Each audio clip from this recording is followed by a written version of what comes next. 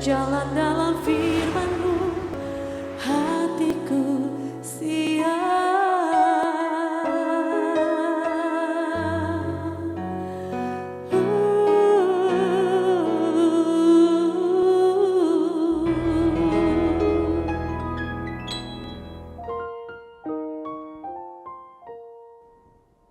Salam, kabar yang dikasihi oleh Tuhan Yesus. Apa kabarnya hari ini? Apakah semua dalam keadaan sehat dan diberkati Tuhan tentunya ya. Saudara-saudara, saat yang paling indah yang membuat hati kita bergembira kalau kita bisa berkumpul bersama-sama dengan keluarga kita, menikmati berkat-berkat Tuhan, menikmati hadirat Tuhan.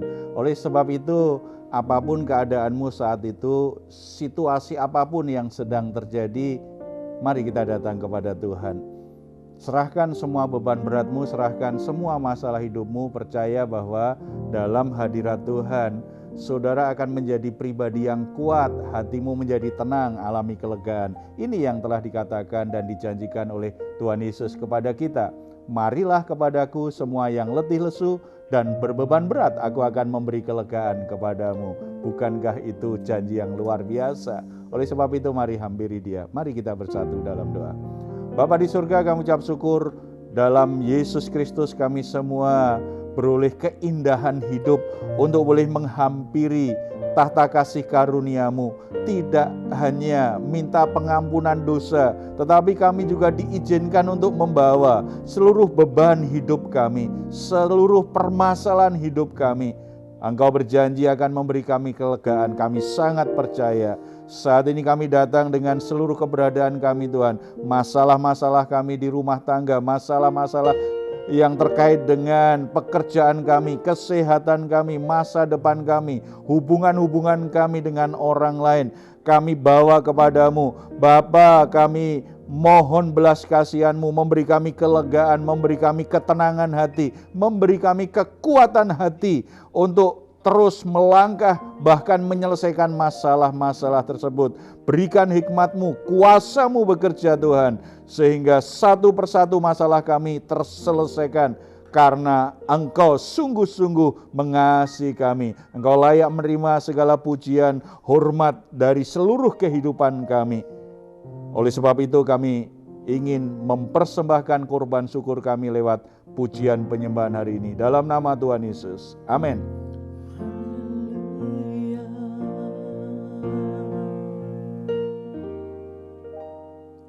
Yesus, Kau segalanya bagiku, Tuhan dan Rajaku. Kasih sayang-Mu melimpah di dalam hidupku. Salib-Mu tebusku, bebaskanku, sembuhkan aku. Ku percaya mujizat-Mu ku alami sekarang ini.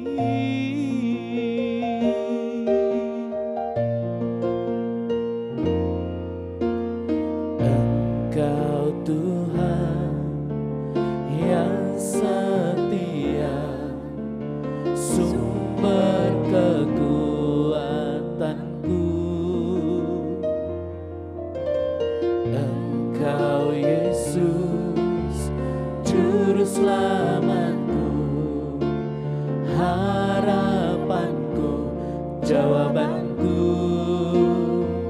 Yesus, Kau segalanya bagiku, Tuhan dan Rajaku. Kasih sayang-Mu melimpah di dalam hidupku. Salib-Mu tebusku, bebaskanku, sembuhkan aku. Ku percaya mujizat-Mu ku alami. Yesus, Kau segalanya bagiku, Tuhan dan Rajaku. Kasih sayang-Mu melimpah di dalam hidupku.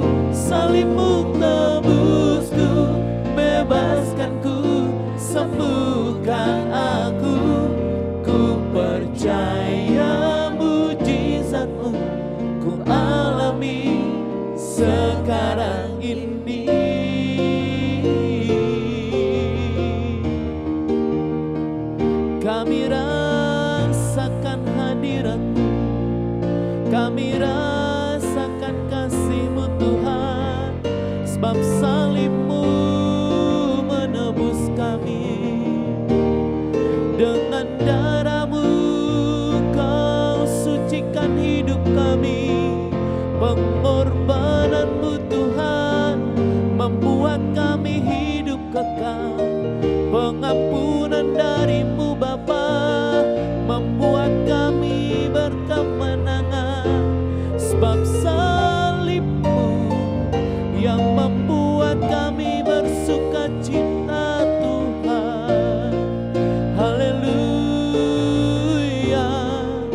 sebab kekuatan kami daripadamu, sebab kasih-Mu melimpah dalam hidup kami. Terima kasih Tuhan, Kau pusat penyembahan kami, Kau pembela kami Bapa. Haleluya, terima kasih Tuhan. Haleluya, terima kasih. Kau kuatkan aku bertahan, Kau harapan dalam kesesakan, Kau buktikan kesetiaan-Mu Tuhan. Engkau Allah Immanuel, Kau kuatkan aku bertahan, Kau harapan dalam kesesakan, Kau buktikan kesetiaan-Mu Tuhan. Engkau Allah Immanuel.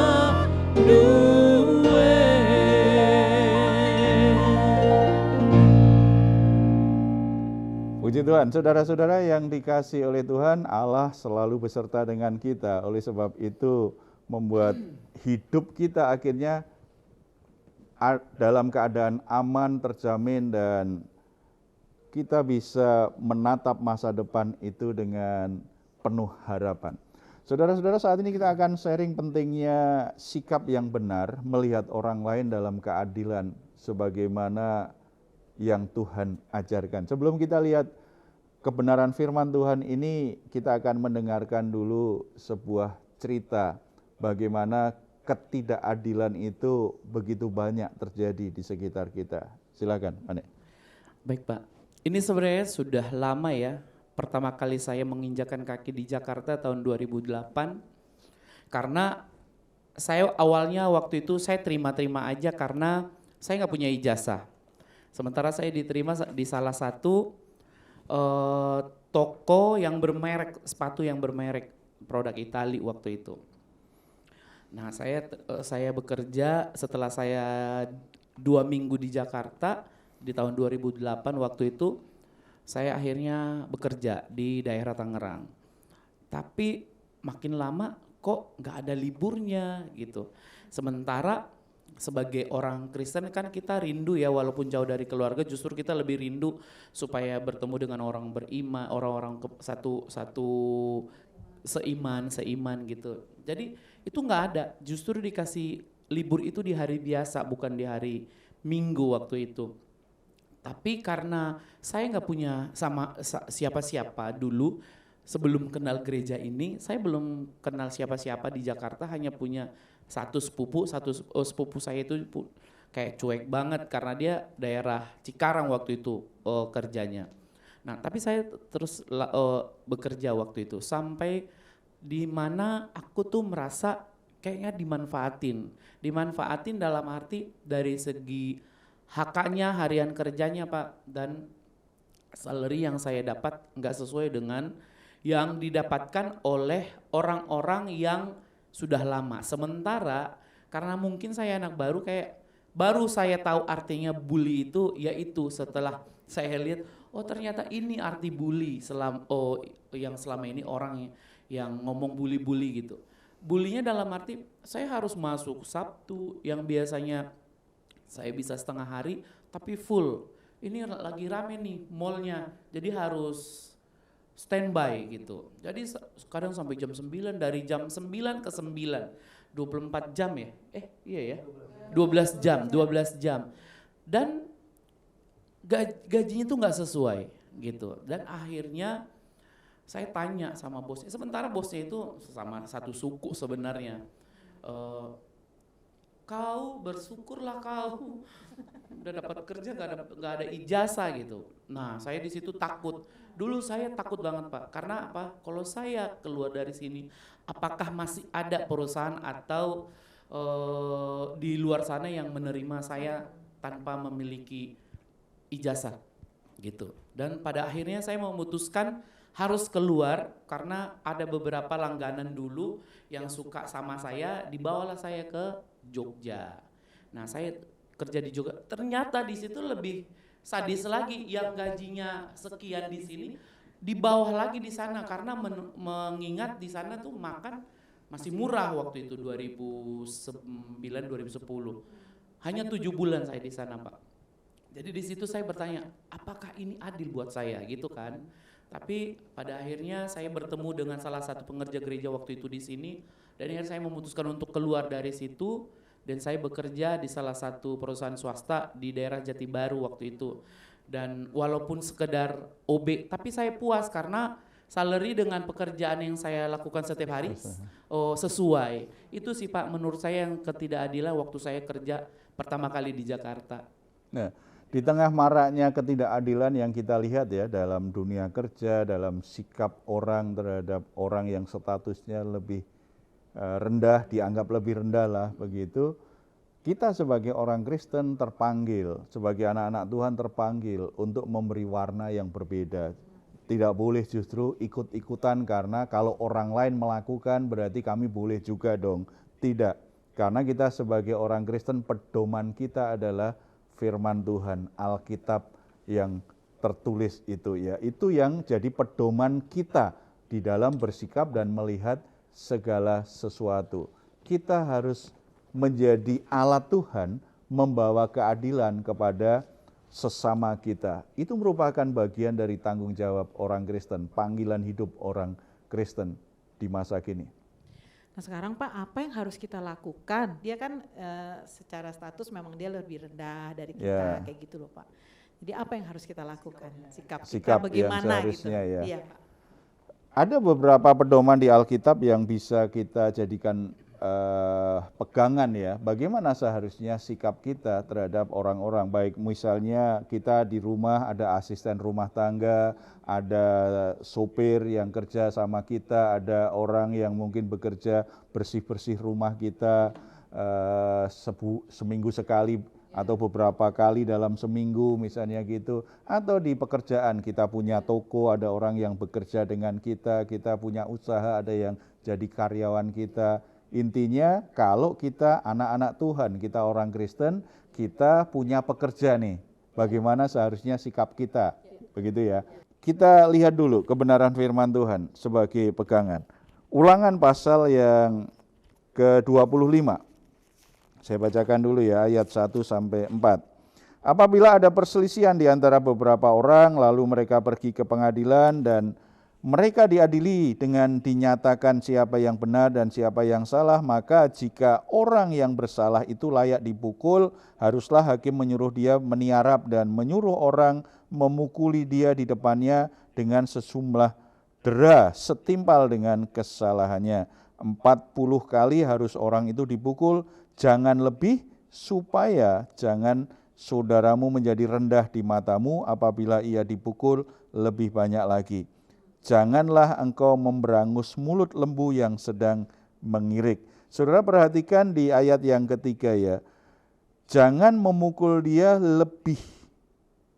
Sebab kalau itu dilakukan, maka engkau akan menganggap, melihat saudaramu itu menjadi lebih rendah. Di matamu itu lebih rendah. Ini bicara tentang keadilan. Keadilan. Orang harus bersikap adil. Ketika ada perselisihan, ada kalanya perselisihan itu kan dibawa ke pengadilan. Seperti sekarang juga sering seperti itu kan, di masa itu ketika mereka konflik, mereka datang ke hakim.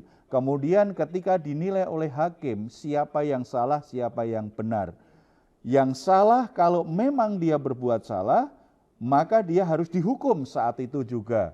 Di masa itu ada yang namanya hukuman rajam, hukuman dipukul juga ada. Jadi orang yang dinyatakan bersalah itu harus dipukul. Ditetapkan 40 kali. Ditekankan, lakukan yang salah harus meniarap benar-benar dipukul. Tetapi yang memukul tidak boleh memukul lebih dari yang seharusnya. Diingatkan, kalau kamu memukul lebih, akhirnya di matamu orang itu lebih rendah. Berarti kan masih menjaga. Aku menang, aku yang benar, dia salah. Tetapi yang benar ini tidak menilai orang lain lebih rendah dari dia. Tidak. Itu sebagai bagian dari menyelesaikan konflik di masa itu. Yang salah harus menanggung konsekuensinya, dia dihukum. Yang menang, dia boleh bertindak untuk menghukum, tetapi tidak boleh melampaui yang seharusnya yang dinyatakan di proses pengadilan tersebut. Karena ini tidak bicara siapa yang lebih terhormat dan siapa yang tidak terhormat. Ini hanya menunjukkan siapa yang benar, siapa yang salah. Nah, kalau dalam konteks orang bekerja, itu juga seperti itu. Makanya kita sering lihat ada konflik soal pekerjaan, konflik ketenaga kerjaan.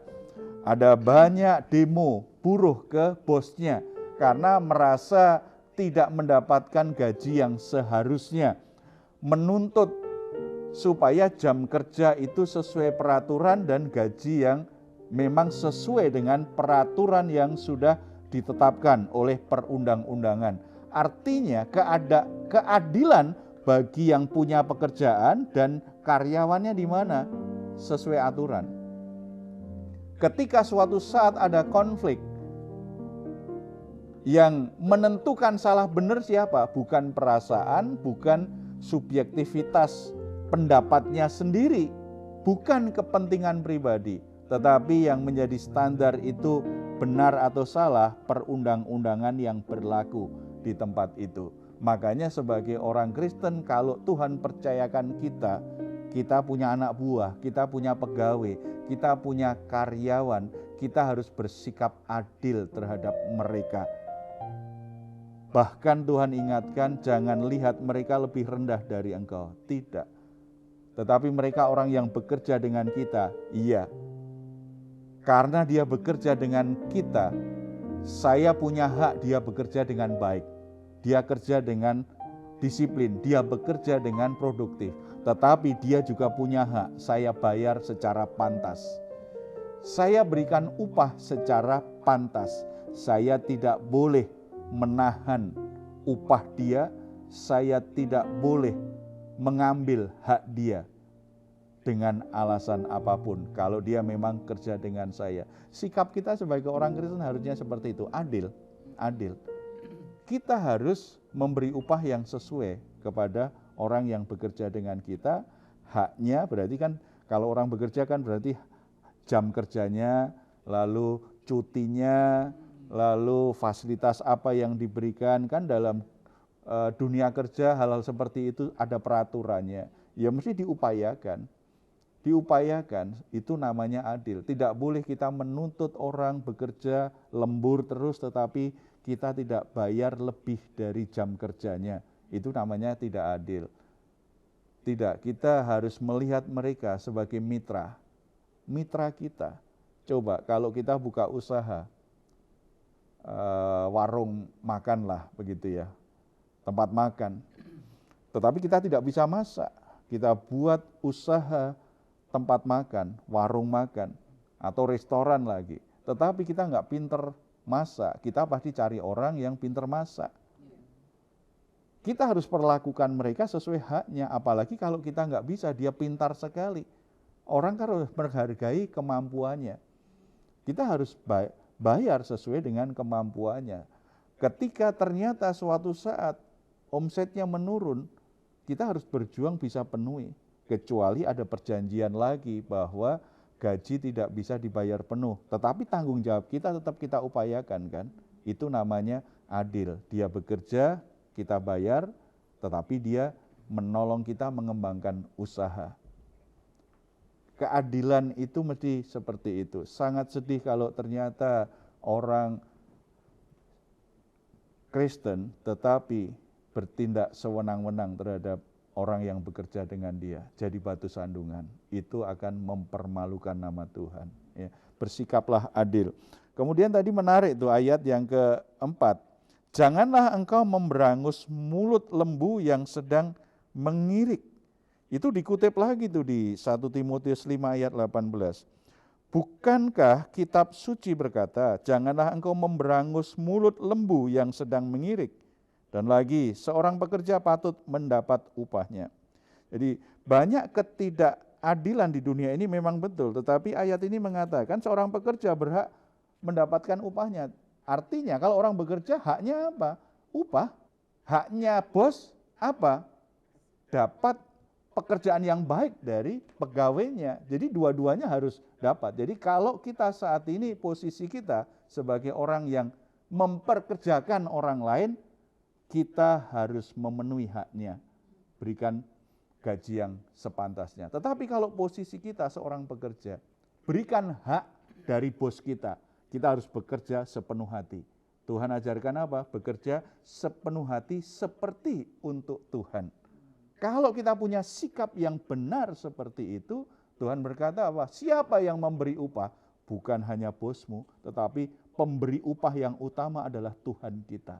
Karena kita bekerja segenap hati untuk Tuhan. Itu sebagai orang Kristen. Ketika orang bekerja, kalau orang misalnya lembu ini lagi merumput, mendadak mulutnya diberangus, artinya apa? Dia ditahan untuk bisa menikmati makanannya. Itu gambaran orang yang menahan rezeki orang. Orang yang menahan hak orang untuk mendapatkan haknya ketika dia bekerja. Ditahan-tahan, itu tidak bijak. Bahkan dalam konteks pelayanan rohani pun juga diajarkan tuh. Orang yang melayani Tuhan jangan seperti mulut lembu yang diberangus ketika lagi merumput. Ada banyak orang yang kadang-kadang, ada sebagian sih ya, kesan orang terhadap hamba Tuhan kan ada yang punya banyak kesan. Hamba Tuhan itu harus hidupnya enak, kaya raya, penampilannya menarik gitu ya.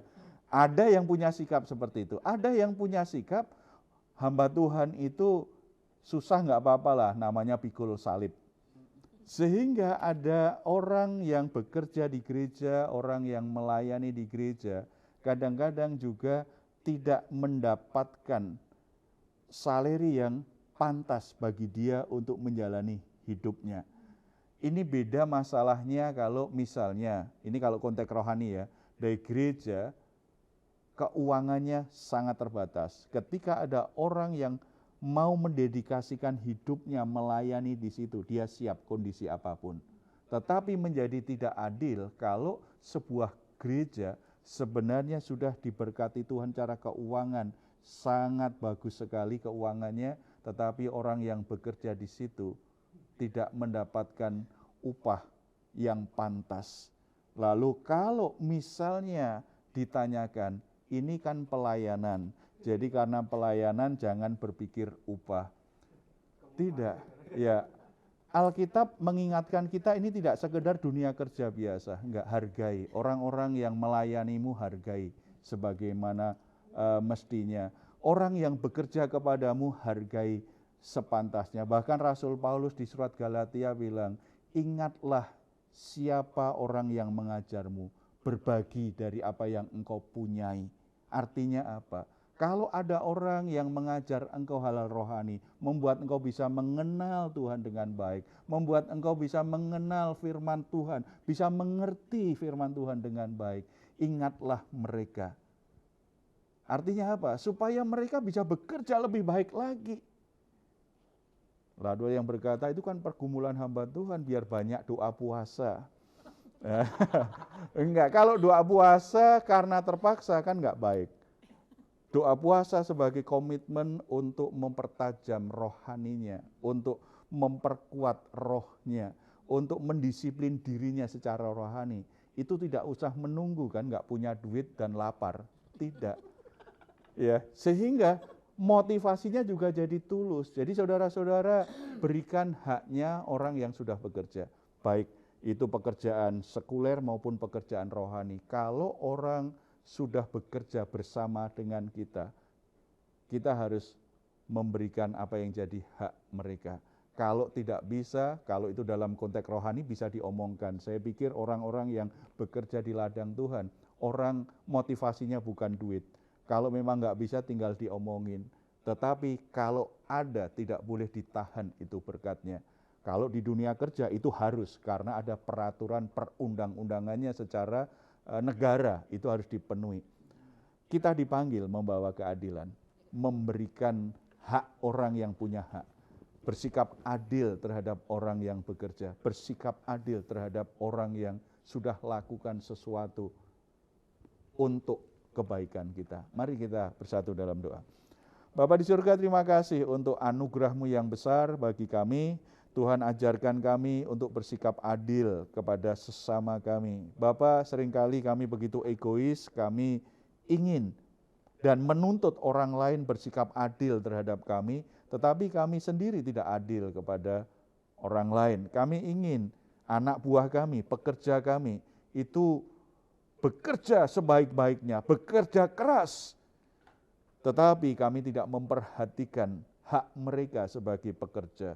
Tuhan, ampuni kami supaya kami sungguh-sungguh bersikap adil terhadap orang-orang yang bekerja, terhadap orang-orang yang melayani, terhadap orang-orang yang sudah melakukan sesuatu untuk mendukung kami. Sebagai pekerja, Tuhan juga ingatkan kami, seringkali kami hanya menuntut hak kami, supaya kami diperhatikan, kesejahteraan kami diperhatikan lebih, gaji kami diperhatikan dengan lebih, tetapi kami bekerja sembarangan, kami tidak sepenuh hati bekerja, kami mencuri uang, mencuri waktu, kami juga melakukan hal-hal yang tidak tertib. Kami menuntut pemimpin kami untuk memberikan hak kami, tetapi kami mengabaikan bahwa kami juga harus bersikap adil. Kami memberikan hasil pekerjaan, kinerja yang baik untuk pemimpin-pemimpin kami, supaya usaha mereka berkembang, supaya usaha mereka maju, supaya mereka berhasil di dalam bisnisnya, di dalam dagangannya.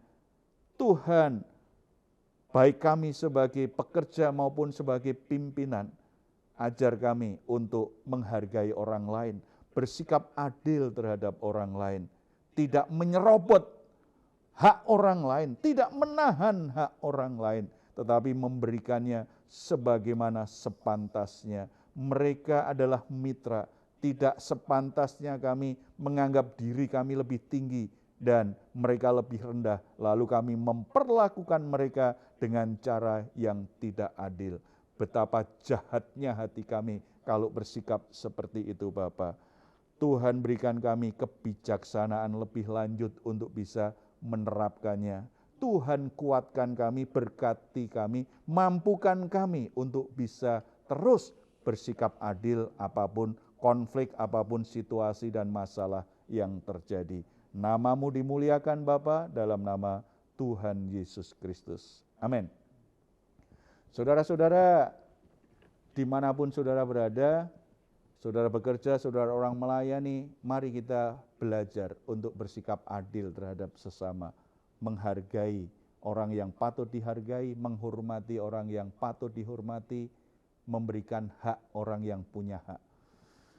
Kalau saat ini saudara sedang dalam pergumulan, rumah tangga saudara sedang terguncang, kesehatan saudara sedang terganggu, usaha saudara, pekerjaan juga sedang ada masalah, saudara membutuhkan dukungan doa, silahkan menghubungi nomor telepon yang tertera di layar saudara. Tim doa kami akan mendukung saudara dalam doa. Tetap berharap, tetap percaya, tidak ada yang mustahil bagi orang percaya. Kalau saudara ingin memberikan komentar, silahkan menuliskannya di ruang komentar yang ada di channel Diaspora TV. Kami tunggu. Mazmur 4 ayat 8-9. Engkau telah memberikan sukacita kepadaku lebih banyak daripada mereka ketika mereka kelimpahan gandum dan anggur. Dengan tentram aku mau membaringkan diri, lalu segera tidur. Sebab hanya Engkaulah ya Tuhan yang membiarkan aku diam dengan aman. Puji Tuhan, selamat malam, selamat beristirahat. Tuhan Yesus memberkati kita semuanya. Salam. Kau kuatkan aku bertahan.